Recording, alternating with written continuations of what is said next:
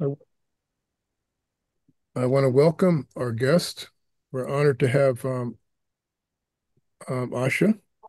I'm not even going to bother to try to pronounce her middle name or last name, but let's just call her Asha. I think she doesn't mind. Um, I'll just say a little bit of a word about Asha, and I'll turn it over to her. She was born into this Bhakti tradition that we're going to be exposed to today. Her family, I don't know if you listened to the podcast, was a very sort of a little cat, um, kirtan focused family. She's also sort of percussionist. She plays a clay drum from West Bengal, which is used in the kirtan tradition. And when she's not practicing kirtan, she's a physical therapist, has a quite a thriving practice. She practices holistic health and shares what she knows with her clients. Welcome, Asha. The floor is yours. Thank you so much, Angelo and Ian, for hosting this wonderful gathering. And thank you all so much for coming out on a Saturday morning. Um, so typically, whenever I start to speak about anything related to Bhakti and the Bhakti tradition, I always try to invoke the uh, gratitude that I feel for my teachers, my spiritual teachers and preceptors. There's a long lineage of them. Um, but being able to offer my homage and my respect to them, it can be comprised in only just a few Sanskrit mantras or prayers, if you will. So I will start out with those, and then we'll start our journey.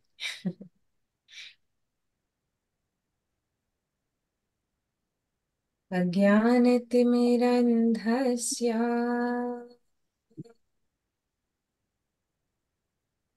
ज्ञानञ्जनाशलाखया चक्षुरुन्मिलितं येन तस्मै श्रीगुरुवे नमः। गुरुवे गौरचन्द्राय राधिकायै तदालये कृष्णाय कृष्णभक्ताय तद्भक्ताय नमो नमः। वञ्चाकल्पतरुभ्यश्च कृपा सिन्धुभ्य एव च पतितनां पावनेभ्यो वैष्णवेभ्यो नमो नमः। जय श्री कृष्ण चैतन्य प्रभु नित्यानंद श्री अद्वैत गदाधर श्रीवासदि श्री गौर भक्तवृंद। हरे Krishna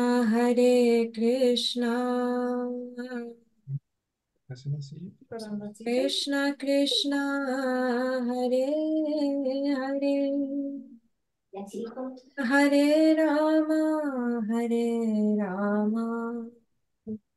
Ram Ram Hare Hare Hare Krishna Krishna Krishna Hare Hare Hare Ram Ram Ram Hare Hare Hare Krishna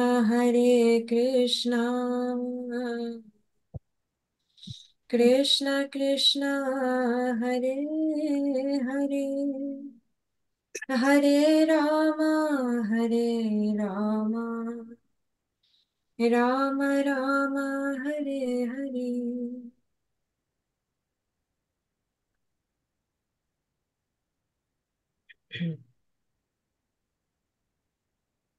So,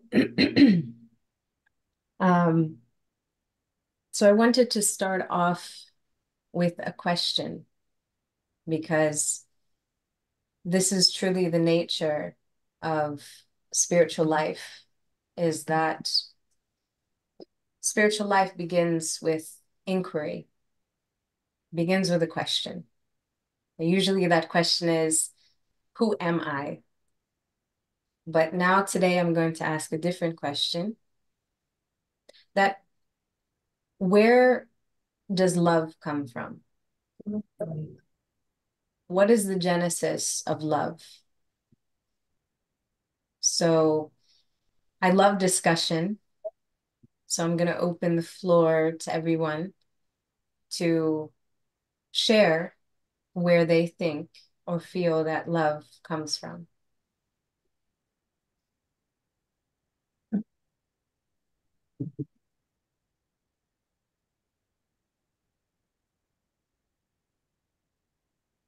Go ahead, Ian. You got this.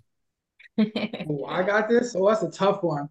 Um, I'm not sure. I feel as if there's some source, or force that has created all of existence that one could call God. And I think God and love can be, I don't know if there's much difference between the two. Maybe there is, but I think just, yeah, whatever the energy is that pushes all life, every cell, every atom to do what it does to create whatever that creates photosynthesis for a tree to grow. I think that is the source of love or God, but it's way beyond way beyond me. Mm. So that's the best I got. Well, you Yeah, sort of hit the nail on the head, but I want to also I want to also hear from others. You went to the highest limit, but now I'm also asking for others. Thank you for sharing that. okay. Can I interject? Can you see me? Please, yes. Yes. Lorraine, Lorraine. So I have, you're right. Ian went to the highest levels. I'm seeing it more like, well, my background is psychology or biology, that like in prehistoric times, we all have to, if we didn't have something called love, we wouldn't be here. Mm, We take care of each other in order to survive. And we had it maybe a little bit. I guess we had a lot of violence in prehistoric times. But if we didn't have some sort of love, watching each other's back and taking care of each other, we probably wouldn't survive. So it's more like a biological need or instinct kind mm. of thing. It's more like I would say an instinct, kind of thing. Nice. Thank you. It's beautiful. Anyone else? I just think that, life is a gift. We've been given this life. And Mm, that comes, I don't know how one can put it into words, but it's like we start with this gift, and that itself is love for me. yes. Yes. Thank you. Anyone else? Don't be shy. There's no, everyone's giving such beautiful answers. So, Well, I come from a Christian tradition. mm, Richard Rohr wrote a book called The Divine Dance, and he explains the Trinity, our God, mm, as it's movement. It's movement. And from that movement projects all of the energy and the love and the whole from the beginning of time, even atoms dance, Mm, and it's just nature. It really is. And anything that's not love is an abomination. mm, So I think it's all love or an abomination. mm. Beautiful. Yeah, I had a friend who he called himself a professional sort of hacker. Um, he not that he hacked into like accounts or anything, but I'm saying like he was such a whiz with software engineering. He basically taught himself how to do all of these different things. And he talked about the concept of dancing ones and zeros. And when you think of code, then it's just a bunch of ones and zeros, sort of compiled together. So it's similar to what you're saying in terms of like the atoms dancing, electrons dancing, all of these different things are dancing with each other. So it's very beautiful. Thank you. Anyone else? I Yes. think also, oh, Oh, sorry, go ahead. go ahead. I'll be quick. I think love is connectedness. Connectivity is love, and similar to what Lorraine was saying, we are tribal and we are many individuals, and that's the way we interact through life, through connections and through community. So yeah, that is love. Beautiful. Thank you. And then I think, Catherine, you were going to share? Yeah, I was gonna say there's something that I can't quite compute and Mm, therefore obviously probably won't be able to express that I know that love as as beings created to exist within community, there's something about love coming from connection, but it must also come from a space of complete freedom and unconditionalness. mm, Um, like love can only be born from purity. So so long as there's a lack of condition, it can be the embodiment of love. Um, so connection, but not conditional, I mm, think is a birthplace of love for sure. mm, mm. Beautiful. Wow.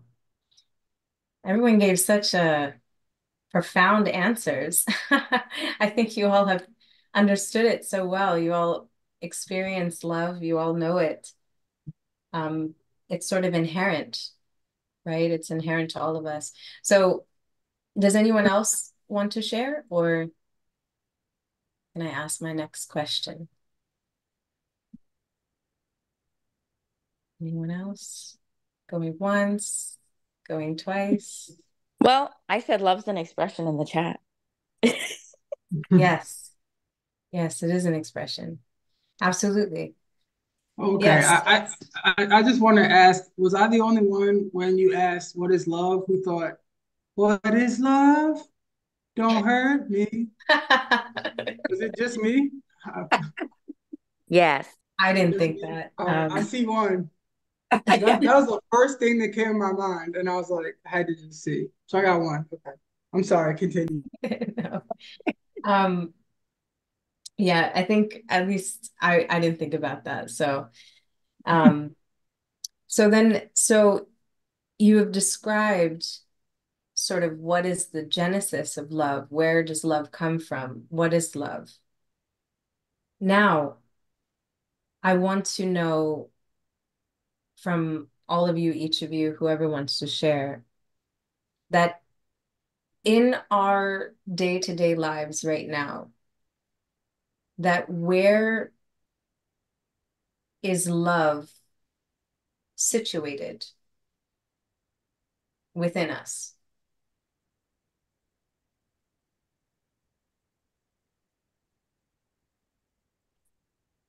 Hmm. Is Soulful Saturday morning. Super Saturday. Philosophical. Where's love situated in us? Hints. I cannot give hints. Actually, I did give a hint, but I will not say anymore. And actually, if I could go into the two stories. I could go into the two stories, and then that would give you all the answers. Should I do that? Well, can I just make a comment? Yeah, Your question was, let's talk about it where first. is love situated in us? Yes. Okay, I would say all over the place, in your thoughts, in your actions, in your feelings, in your movement, in your, it's in everything you do. If you do something for somebody, first you got to plan about it and think about it, and then you do it. So it's all day. It's everywhere. It's not situated in any particular place. So then what is the genesis of those thoughts, actions, if it's all around us? What is the genesis of that? That's too deep for me. Sometimes I've heard God described as the ground of our being. So everything emanates from that, whatever God is. I'm not particular what you call God, but whatever that energy is, it's the ground of our being, and it emanates from the ground we come from, and it's part of us, and it's part of the energy of the universe. So it comes from. Yes, energy. You've mentioned the very important word, energy. What in Sanskrit what we call Shakti, energy.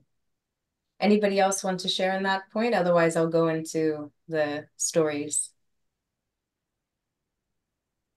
I can give it a go. I think like my mom said, like I said, I do think that there's the force that pushes forward life, every atom is ultimately from love or God. And I believe that we are in this third dimension. It's kind of like, as I've been told, as an earth school to try to learn how to like tap into that force of love. So, we want to try to be aligned with every intention to act out of love. And there's definitely certain things that maybe evoke it more tangibly. Like, I don't know, someone does like a kind gesture or a hug from a friend, right? That is with love. But then as they say, everything is a mirror, so below, as above, so below is that, if my cat, let's say, scratches me, and ultimately I get angry and I like yell at him or rush at him, that's also like the universe trying to teach me how to tap into that loving vibration at the same time.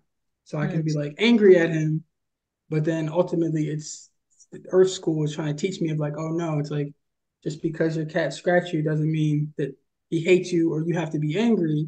Like you can still come from a place of love, even if there's maybe actions that are out of ignorance from others. Something like that. Okay. Okay. So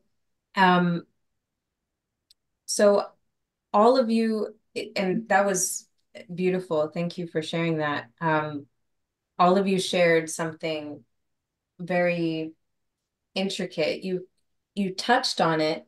You said force driving, you said energy. There's one specific thing that I'm looking for. So I think these stories will help. Have you heard of the king with the four wives? Have you heard that story? No? Okay.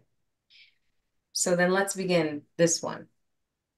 So there was a king who had four wives, and he found out that he was very ill and he was on his deathbed.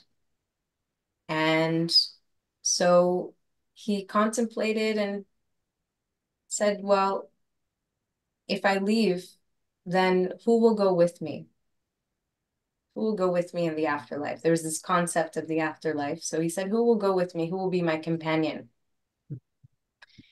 So he loved all of his wives, except he loved 3 of his wives more than one of his wives.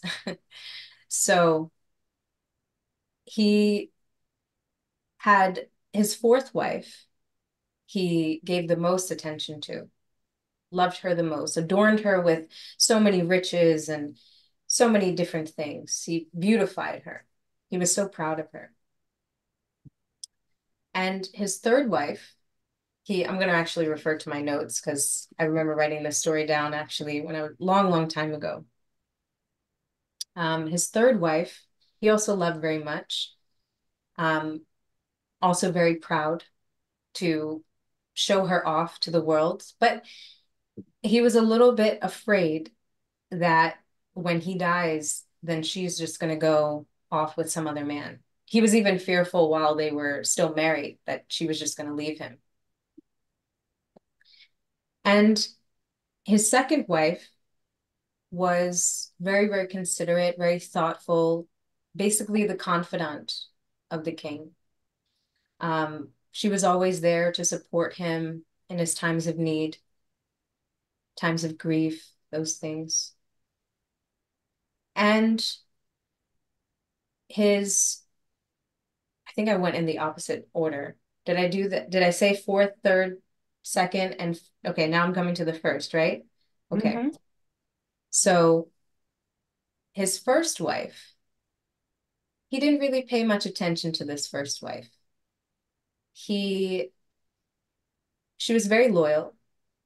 She loved him deeply, but he really neglected her. He paid more attention to his other wives. They were more important. She was hardly noticed, but she still was there. She still loved. And I think, as Catherine had mentioned before, there's a freedom and then there's an unconditional nature of love. So he approached these 4 wives, and starting with the 4th, because he loved her the most. And he said that, my dear loving wife, I've given you everything. I've showered you with every possible thing, delicacies, riches, this, that, and the other. Will you come with me in the afterlife and be my companion? And she said, no way. Ain't gonna happen. Sayonara, buddy. The 3rd wife, he was already distraught, sad, grief-stricken. Then he approached the 3rd wife. My dear loving wife, I loved you so much. I kept you very close to me. I'm very proud of you. So many things. Will you come with me and be my companion? And she said, life is too good here. And after you leave, I'm going to remarry someone else. So even more heart-wrenched and very difficult, with a very sullen mood, he goes to his 2nd wife. And he says, my dear wife, that you've always been there for me in my times of need, that will you go with me in this time of need, in this need of the hour? Will you go with me and be my companion? She said, I can't help you this time. I can't help you this time. At most, what I can do is I can send you off to your grave, but I cannot go with you after. And in the midst of all of that, he heard a voice in the background saying that I will go with you. And this was his 1st wife, the one whom he neglected, who loved him dearly and deeply, yet he really paid no mind or attention to her. And she said that I will leave with you and I will follow you wherever you go. I've always been with you, and I will continue to always be with you. So now, my question to all of you is, who are these 4 wives? Because though this is a story about a king and his wives, we all actually have these 4 wives. Now, you can say, I'm in a female body, how can I have a wife? Well, of course you can. We all have these 4 wives. So before I move on to the next story, because the next story might help with this story, does anyone want to answer who they think the 4 wives are? And if not, then I'll move on to my next story.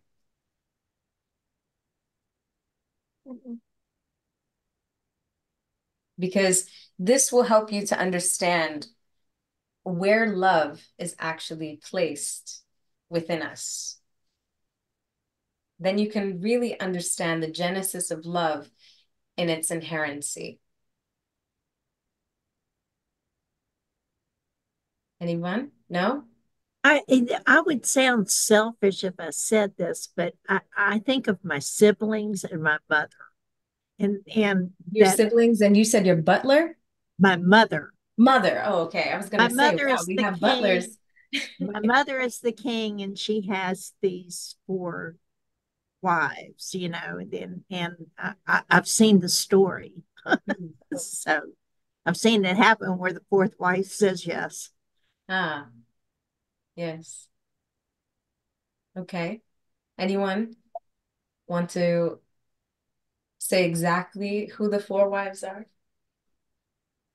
To me, I feel like they're representations of the ways that we engage with life. Like the 4th wife being physicality or vanity. I kind of forget the details about the 3rd wife, but the 2nd was, intellect, connection, like mental. And then the 1st was spiritual, like regardless of how much you did or didn't want to pay attention to it, you always have your spirit in and within you. And it's never going to leave you. But looks, and as much as we do or don't want to admit it as we get older, certain things just start to leave us, and but your spirit just literally never can, because it's who you actually are. But that's the way I saw it. Because you can't take your looks with you when you go. You can't take those smarts with you. You can't take nothing with you but your spirit, because that's all you got left. Yes, yes. So I'll come back to you. Anyone else?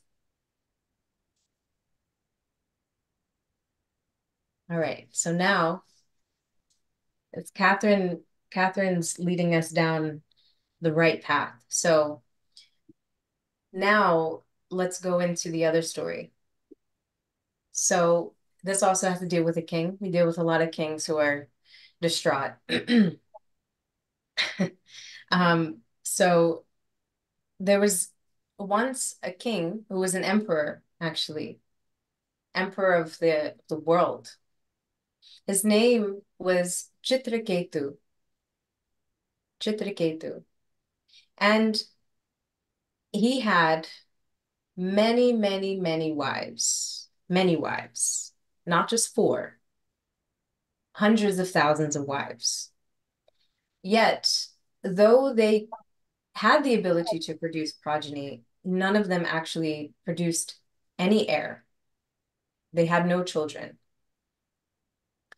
So the emperor was very distraught, seeing that he has no heir to his kingdom. Once he leaves, then who will carry on the kingdom? Who will be his successor? And also within the paradigm of Indian tradition and just Eastern tradition, you have the concept of ancestors. So there's also, you offer oblations for your ancestors and for the the betterment of your ancestors. So thinking all these things, he had such a strong desire. I want a child. I want progeny. I want an heir to my kingdom. So knowing this, there was one sage named Angira. He actually was the son of Brahma. Brahma, if you've heard of Brahma, he is four-headed. There's many Brahmas, but this particular Brahma is four-headed, and he is deemed as being like the creator of the universe. So he, knowing the situation of the emperor, he came and he shared that he asked the emperor that, "Oh king, that why are you so forlorn? Why are you so upset? Why are you so distressed? Why all of this weeping and crying, all of these different things?" So the emperor said, "Well, you are a very noble sage. You are very knowledgeable, that you know already what I'm going through." And he said, "You please tell what is on your mind." So then he shared that, "My dear sage, that I have no heir, I have no progeny, and I desperately want an heir to my kingdom." So then the sage said, "Okay, so shall be it, that I have a method." These sages were so powerful. Their mystic siddhis, their mystic powers were so, so great in that time that from sweet rice, he had produced some sweet rice from doing a fire sacrifice. And he said, "You give this to your first queen, Kritadyuti, and she will produce an heir." So just from sweet rice, that she will have a child in her womb. Imagine.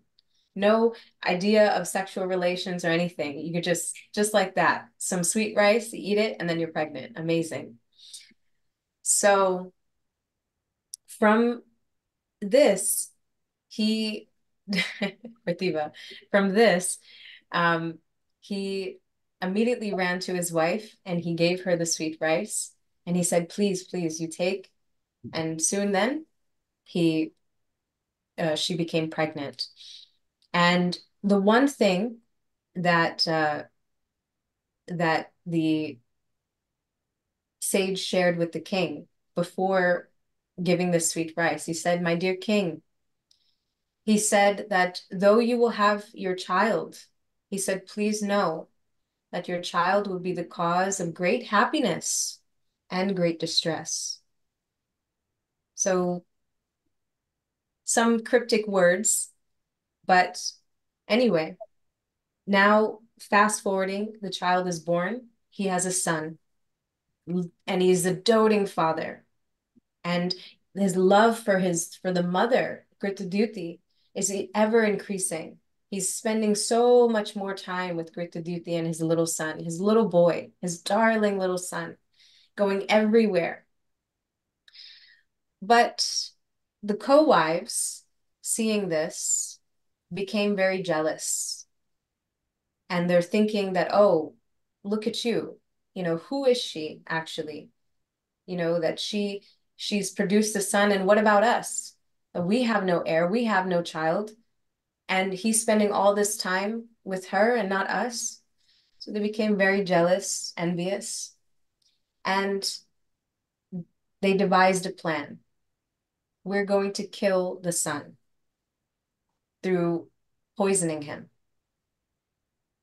So two co-wives, they administered poison at one time when the mother, Kritadyuti, had put her little son to take a nap. And they administered poison to him while she was away. Then when she came back to wake her son from his nap, then she saw that his eyes were rolled to the back of his head, and she began to wail, just like that mother's cry when she's experiencing the death of her child, just complete, utter distress, weeping, weeping, calling out for her husband.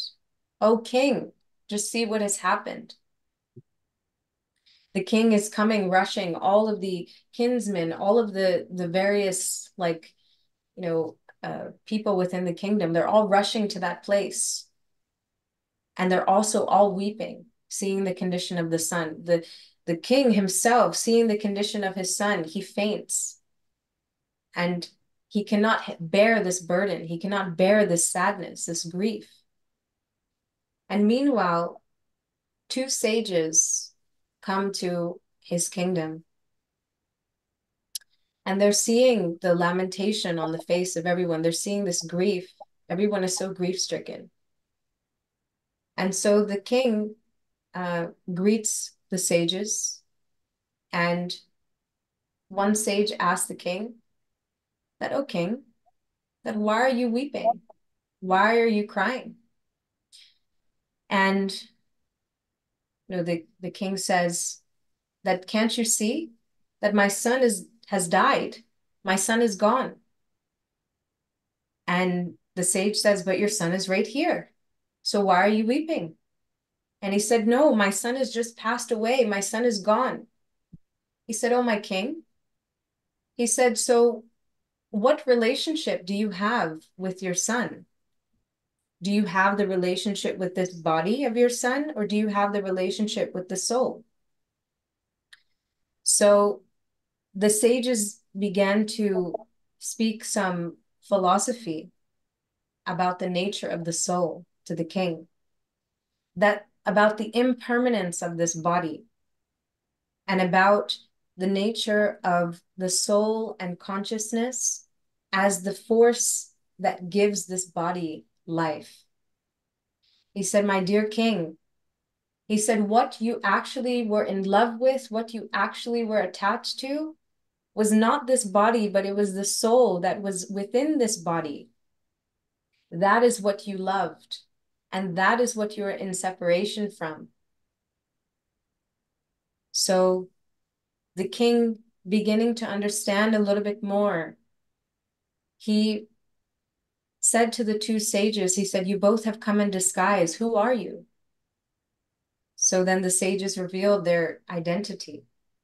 He said, "O king," he said, "that when you were in lamentation about not having a child, it was I who was able to give you that child." So Sage Angira had manifested at that time. And he said, "And with me is the spiritual astronaut, the transcendental spaceman.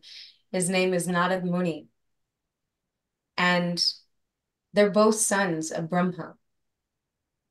And he shared that when the king had actually asked him that, when you knew all of this, that why didn't you tell me this all before? Why didn't you share about the nature of the soul and all this? The sage said, "You could not hear before.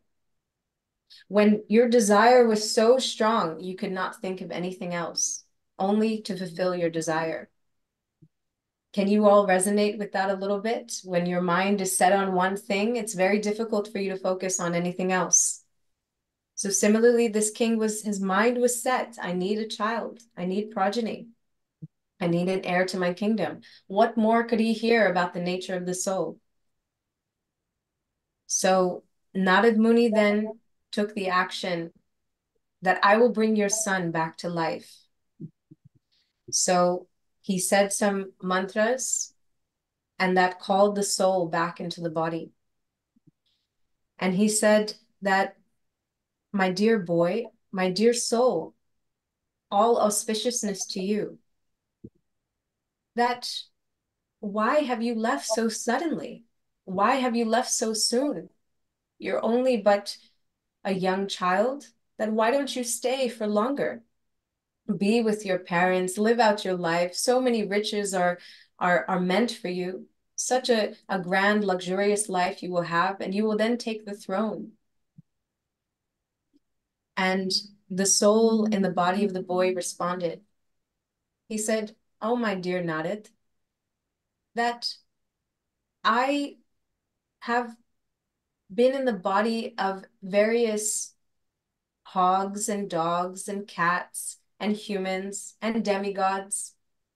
He said, "that which parents are these? From which life?" And so when the son began to speak, that which parents are you? The king began to understand, oh, that this is actually not my son. Who I thought was my son was actually not mine to begin with.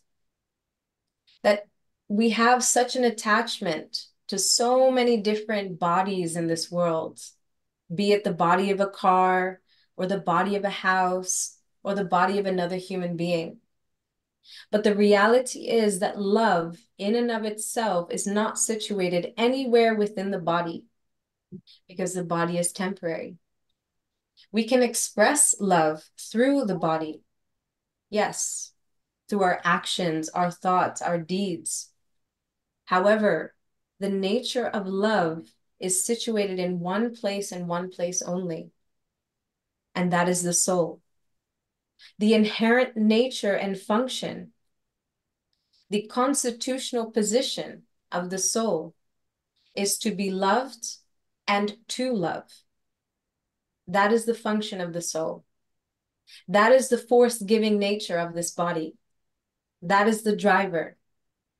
The body in and of itself is not its own driver. Just like when you go to New York City and you say, hey, taxi. The taxi isn't driving itself, at least not yet. Taxi is not driving itself. There's a driver. But you don't call out, hey, taxi cab driver. A, it takes too long. But B, reality is the taxi cab is not driving itself. There is a driver behind the taxi cab. So similarly, also the driver of this very body and the driver of that love that we perceive, that we can understand, that consciousness, that loving nature, that loving consciousness is situated simply within the soul. The soul is comprised of Sat, meaning eternality, just as the son of Chitraketu is eternal and was able to be brought into that body, and then he will soon leave again. It is also Chit, meaning all knowledgeable. It has full knowledge of everything. And Anand. Anand means bliss, but in this connection, it can mean love. It means that we are lovable in nature, and we have the ability to love. So this is why we are in these loving relationships in this world. The concept of duality that is brought up often, which is also talked about within the Bhakti tradition, that is simply just the absence of real love. When real love is not there in its purest form, as Catherine already mentioned, in its most freeing form, this is where you get the concept of duality, such as love and hatred, others and othering, this person versus that person. There's so much duality in this world. The list goes on, so much. But the very nature of love in its purest, most uncontaminated, unfiltered form is that which is situated within the soul, and that soul which can connect in yoga, in this case, bhakti, which also means love, bhakti in union with the divine. Be it whether you call the divine God, G-O-D, generator, operator, destroyer. It's a very informal way of addressing God, right? It's not very personal. Or you address God in a very personal way, such as by a name. Some people say Yahweh. Some people say Allah. Some people say Buddha. Some people say Krishna. In the Bhakti tradition, we use the name Krishna. Krishna means all attractive. And we recognize Krishna being the divine masculine. And at the same time, we recognize that there is also a counterpart, not part, whole to Krishna. and that is Sri Radha. That is the divine feminine. So when you think of the so-called duality between masculine and feminine, and that dance, that dalliance that often plays out in this world, that there's really actually no difference in the nature of the soul. The soul does not have a male or female form. The feminine nature of the soul is such, and the reason why I use feminine versus male or female is because there's no identification related to the soul that the soul is, yes, concretely male or concretely female, but the nature of the soul is of a feminine nature. And the reason why I say a feminine is because it is related to Shakti. Shakti means energy, as we discussed before. Shakti is feminine in nature. And Shaktiman, Shakti plus M-A-N, man, is masculine in nature. So Shaktiman is the possessor of energy, and Shakti is that energy. Those two elements are dancing in this world, but are present in their absolute form in the spiritual realm, which Ian had said that this is sort of a mirror. But when you see a mirror also, it is not an exact replica. It is a reflection. And so what is on the right is actually on the left. What is up is actually down. In the spiritual world, where love is the embodiment of every single thing, where love is the absolute. My Gurudev would say, there's only one real language, and that is love. My Guru would also say, just like you said, Ian, before, that you don't know if there's a difference between God and love. My Guru would say that God is love, and love is God. So this concept in the absolute form in the spiritual world is such that every single thing there is permeated with love. And this world that we're in is that perverted reflection. I say perverted because, like Catherine had mentioned, nothing here is permanent. Everything is temporary, including this body. Patty, you're preparing for, you said in the beginning, I'm preparing for your end of life stages. Yes? So now you can prepare for your end of life stages with the mood that, even though I'm preparing for the end of this life, then how can I prepare for it in the sense that I can set myself up for betterment in the future, auspiciousness in the future, that is focused simply on love. Not love necessarily in that temporal, conditional way, but love in the sense of the most unconditional form. And how can I express it? How can I get it? How can I share it? So that is love from the Bhakti tradition, is a union. It's a union and directing our real self, our real identity as a soul through yoga with the source of ourselves, which is the divine.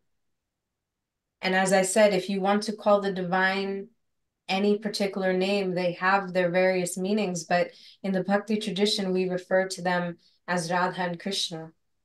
We refer to them as a loving couple, a divine, youthful couple that never age. They're always youthful and beautiful. Everything, I'm sure you guys have seen, maybe not, maybe only Pratibha has seen, but Bollywood movies, right? You guys have seen Bollywood movies. Like, Bollywood is way bigger than Hollywood, actually. So, you think of Bollywood movies, I mean, at least the way they were in olden days. I mean, there was a bunch of song and dance and so many colors, so much vibrancy. It's a celebration of life and love and joy. All of the various festivals that happen, Holi, Festival of Colors, Diwali, Festival of Lights, all of these various festivals are meant for bringing joy and happiness, bringing light and auspiciousness. But where do they all come from? And more than that, within the sphere of Bollywood per se, all of those movies, at least even now, but the movies suck now, but at least back in the day, all of those movies used to be focused on love. That was the main idea behind those movies, be it a love triangle or whatever. That was the main idea. Just love. That was the force, the genesis, the conception. They just wanted to capture love in a different way and share it. And then you have all these love songs. So many love songs. I mean, there's so many that I can't even count. So many. So when I think of Bollywood, I think that this is just a small snapshot of what is actually there waiting for all of us to connect to, whether we know it or we don't know it, whether we're on that path right now or we're going to be on that path in another life. Doesn't matter. Bhakti is something that is so sweet in nature. It's meant for everyone. It's universal. Some people ask me that, well, where does Bhakti come from? Like what religion does it come from? Is Bhakti a religion? Or does it come from like Hinduism or Buddhism or something like that? So then I ask them, well, what is your definition of religion? So if your definition of religion is very sectarian and secular, that you can change religion in, a few weeks or 10 months or a few years, you can switch religion back and forth, and no, that's not the religion that I'm referring to. When I speak of religion, I'm only speaking about the soul and what is inherent to the nature of the soul. As I told you, this is a soulful Saturday. So that's when I gave you the hint, and Catherine picked up on it. Pratibha, I think, picked up, and maybe all of you picked up on it, as to where I said, where in the body? And even that's an inappropriate question.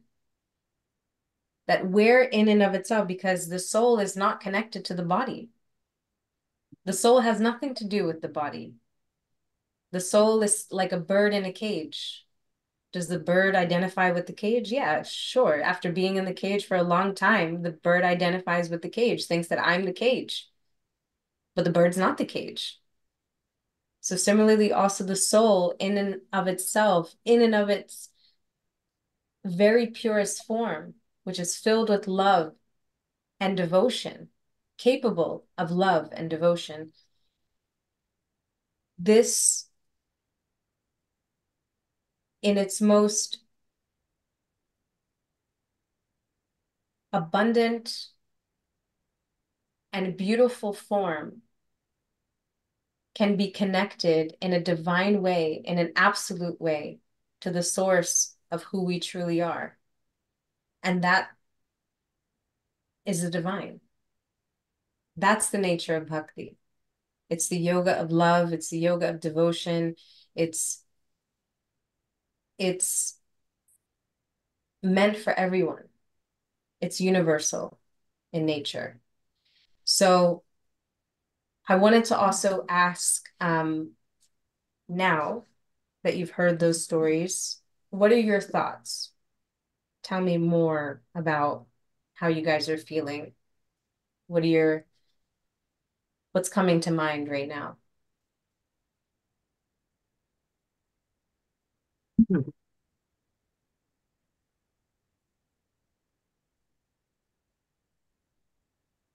Please don't all jump at once. I'm thinking that, nothing is permanent on this earth. Also, not permanent is the understanding you're talking about, that you actually feel love and you feel, like this moment is very lovely, but it's not every day. And so I'm wondering, how do you make it every day? Do you, you know, How do you make love every day? Well, it's a conscious choice. For us in the Bhakti tradition, we utilize our whole senses, our whole body for the practice of Bhakti. So what someone would do on a day-to-day basis, such as shower, brush their teeth, we're doing from a sense of not only cleanliness, but we're doing from a sense that now how can I be of service? But not just to the people of the world. We focus on the root of the tree, not watering the branches and watering the, the leaves and things like that. Because if you water those, then photosynthesis is not going to happen. I mean, you water those things, water can come on those things, but that doesn't mean that it gives nourishment to the tree or to the plant or whatever. So, we do believe in service to humanity, but we also believe in service to the divine. So that is the central fold of bhakti, is service to the divine, and making that the precedent. That how may I be of service to you, my dear friend, my beloved, whom has always been with me and never will leave me.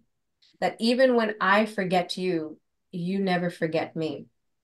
It's a very personal, intimate feeling, a very personal, intimate relationship. You have this relationship. Lorraine has this relationship. Ian has this relationship. Catherine, Pratibha, Angelo, whoever else is on, everyone has this intimate, individual relationship. It's unique and it's unlike everyone else's. You have your own separate relationship. Now, it is up to you to uncover that relationship. It's up to you now to, if you want to enter the school of bhakti or not. But generally, through those who enter the school of bhakti, we usually have a guru, a teacher, a spiritual guide who is there with us. Really, it's not just a lifetime thing. It's many lifetimes thing. It's an eternal relationship that you have with your spiritual teacher. And the concept of guru is very heavy within the Eastern tradition, but in the Western tradition, we don't really value teachers so much. In the Western world, we pay teachers very little, so we don't value teachers as much. But in the East, there's so much respect and honor for teachers, to the point that you're washing their feet. You're offering your respects to them, your obeisances to them. You're putting the highest part of your body all the way down to their feet in a very humble way.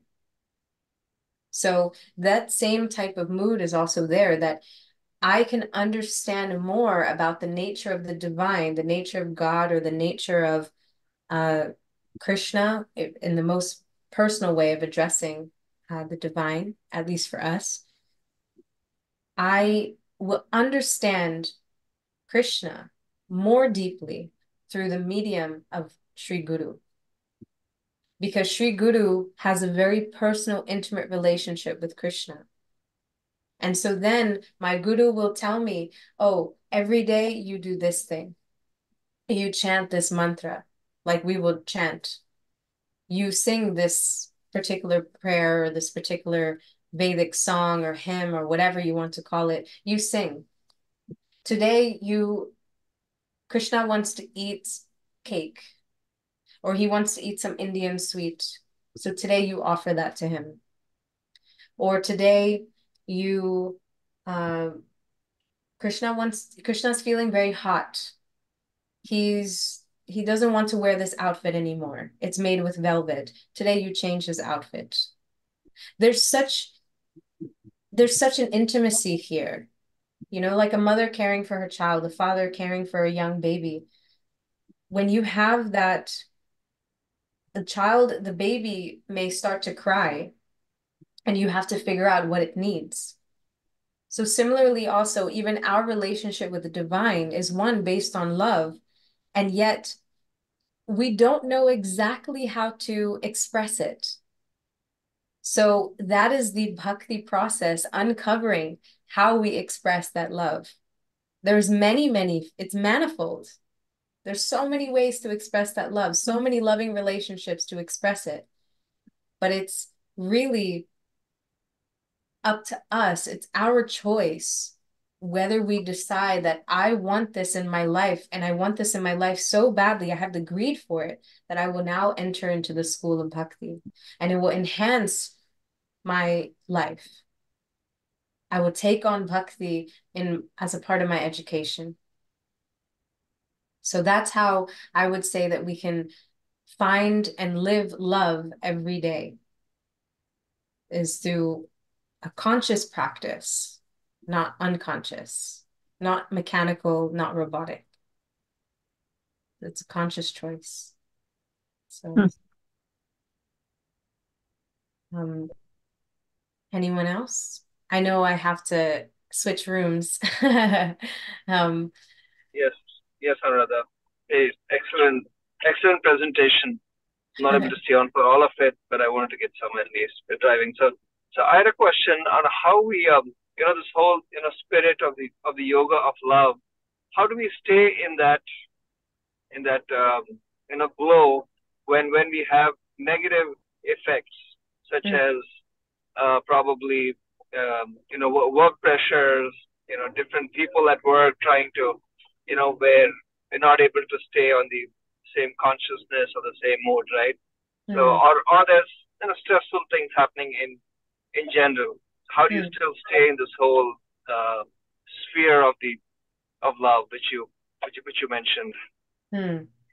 Yeah, beautiful question. So one way is through kirtan. Kirtan is musical mantra meditation. Kirtan is the most freeing. I remember someone in college telling me that rhythm is in our blood. Rhythm is in our blood. Whether you know you have rhythm or you don't have rhythm, it doesn't matter. But everyone generally likes music. Everyone likes to hear something pleasurable to the ear, to the mind, and things of that nature. So kirtan is also very sweet, loving, pleasurable. And at the same time, kirtan has nothing to do with us. Kirtan is simply our way to be able to express that loving relation and develop that loving connection with the divine, with God, with Krishna. So when we're in those trials, tribulations, those reversals, those difficulties, the stress, that comes. But I think it's also developing an awareness that where there's happiness, just like it says in the Gita, that where there's happiness, distress is soon to follow. I think it's important to also be like a yogi. Be like a yogi. Because if you develop the mindset of a yogi, be it whether you want to say a monk or whatever, if you develop the mindset of a yogi and you're remaining determined, patient, humble in those reversals, those trials and tribulations, and understanding that this too shall pass, keeping up with your practice, keeping up with your that loving relationship that you're developing through bhakti, then all of these other things are just like water off your back, water off a duck's back. You see that water never sticks to a duck. It just rolls right off. Water never sticks to a leaf. It just rolls right off. So same thing is that all of these things, they come, they happen, they're going to happen. That's the nature of this world. Reversals are going to happen. Stress is going to happen. But now through the lens of bhakti, now these things are very, very trivial. They're very small. They're not so big anymore. This is the nature of spirituality. Truly, when you're in that mode and mood and method, then nah, these ain't no sweat off my back. This won't bother me. So, but it's really staying true to who and what you want. If you allow yourself to be, your mind to be taken and swept away, like a current, then it's very easy to be disturbed by all of those things. Very easy to be disturbed by someone said something wrong to you, someone cussed you out, someone said, but now you really have to dive deep and you have to consider, what is that other person going through? What distresses are going on in their life? Now, in the mindset of a yogi, you're thinking these things. But when you're not having that mood and mindset, you're just thinking, oh, that son of a blank, blank, blank. Oh, you just want to fire shots at him. You're not level-headed, right? You're not equipoised. You just want to come guns blazing, teach them a lesson, put them in their place, rather than thinking twice, thrice, why have they said like that? What mood are they coming with? Why are they acting this way? That perhaps I should give them some time, space, and then we can reapproach the situation. Especially if you have a personal relationship with that person, then you can reapproach the situation. If they're just a stranger passing by, okay. Said something, called me an asshole, whatever, called me a blank head, crap head. Okay. Stuck up the finger to me. Okay. Okay, no problem. They're having a bad day, maybe. But there's no need to have the mind get disturbed by those things, because those things are also very trivial in reality. They're very small problems. Hey, Asha, I'm just looking at our time. If you wanted to transition to something else, we should do it. Kirtan, yeah. Okay. I'm just gonna switch rooms. I'm sorry. But if anyone wants to add to that answer, please do. And I'll switch rooms. Excellent answer. All right, thank you.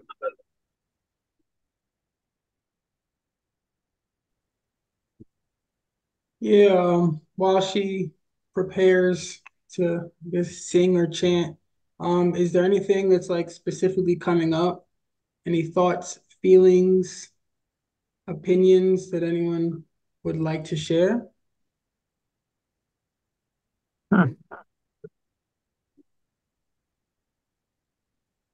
Don't all jump at once, as she said. Oh, okay.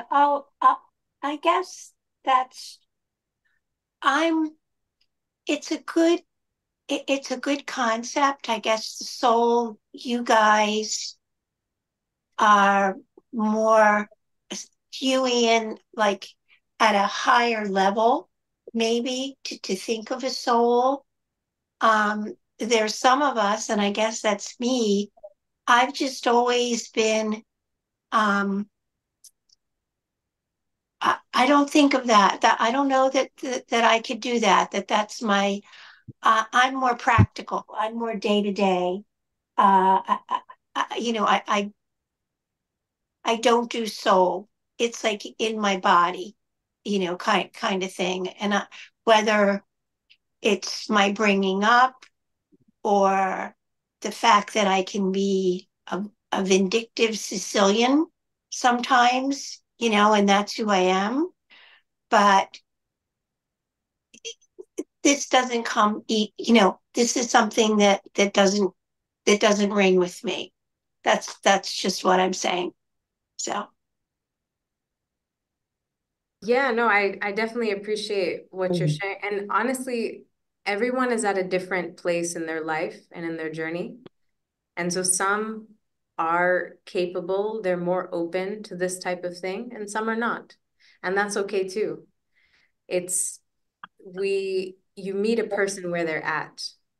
So that's the most important really aspect about Bhakti is so individual and so unique to everyone that it's not just, oh, well, you have to reach this particular ideal and this particular goal and this particular set. No, it's an individual process. Everyone's going at their own speed Some are moving at the speed of light, some are moving at the speed of a hare, and some are moving at the speed of a tortoise.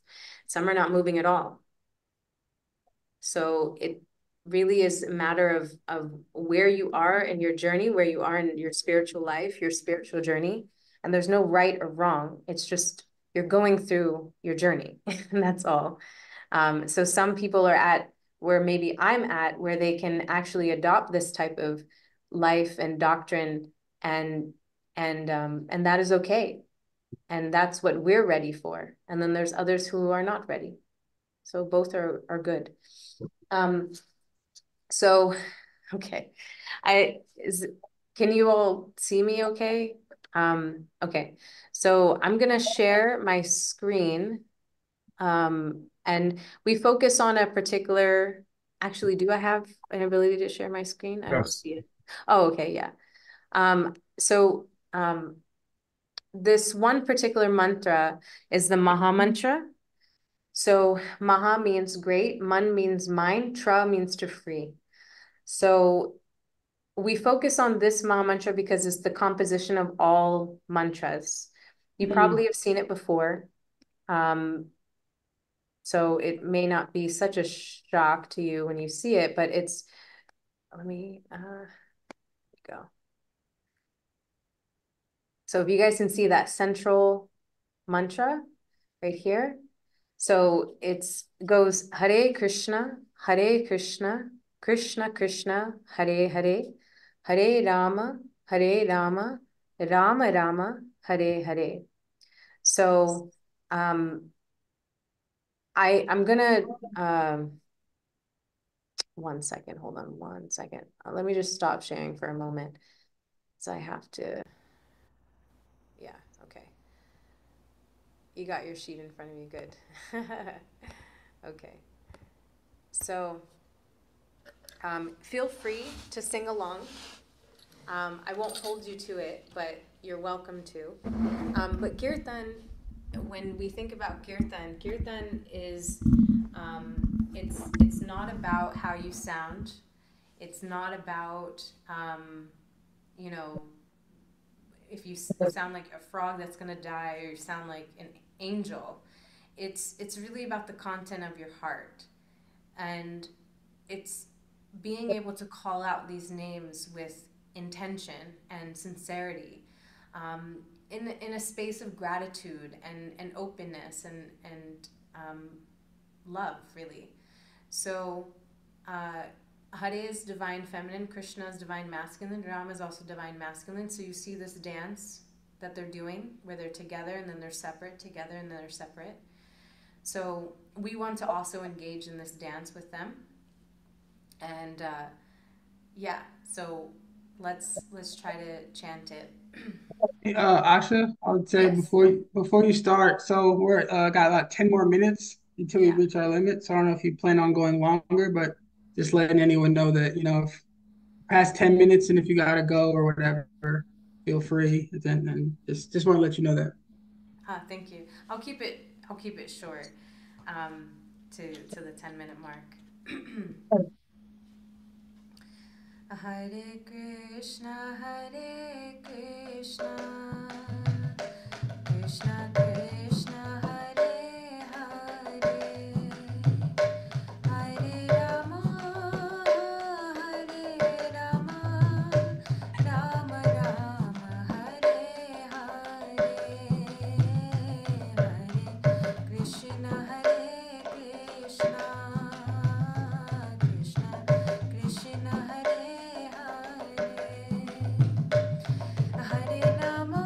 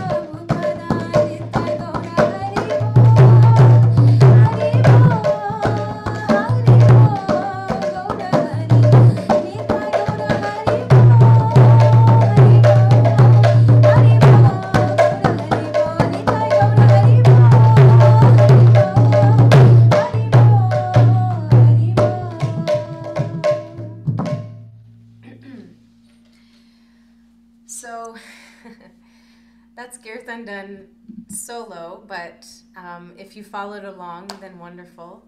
Thank you. But I think that sort of concludes, the bhakti love and kirtan expression of love presentation.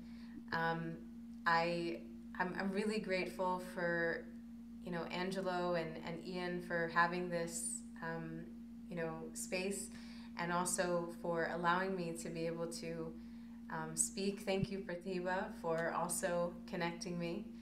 And yeah, if I offended anyone, if I hadn't made any faults, then I pray you can forgive me.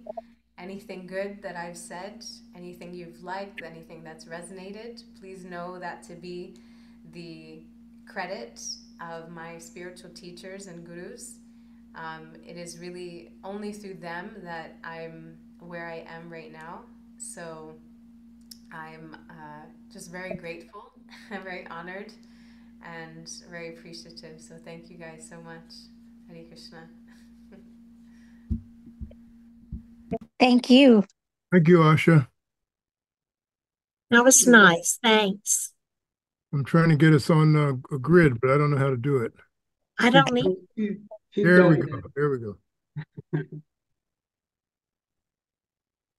Yeah, I'll just say, well, thank you so much. That was an amazing experience. It's always cool just to be able to tap into, I don't know, love, or to think about love. It's not something that kind of comes up. And for everyone still on, I threw her Instagram on the chat, so make sure you follow her. And if you happen to be in South Jersey, around there, we got some Philly and New York people in here. She does that live. I'm sure it's a more vast experience. But yeah, thank you all. Have a great week, day, month, life, and I'll be in touch with all y'all.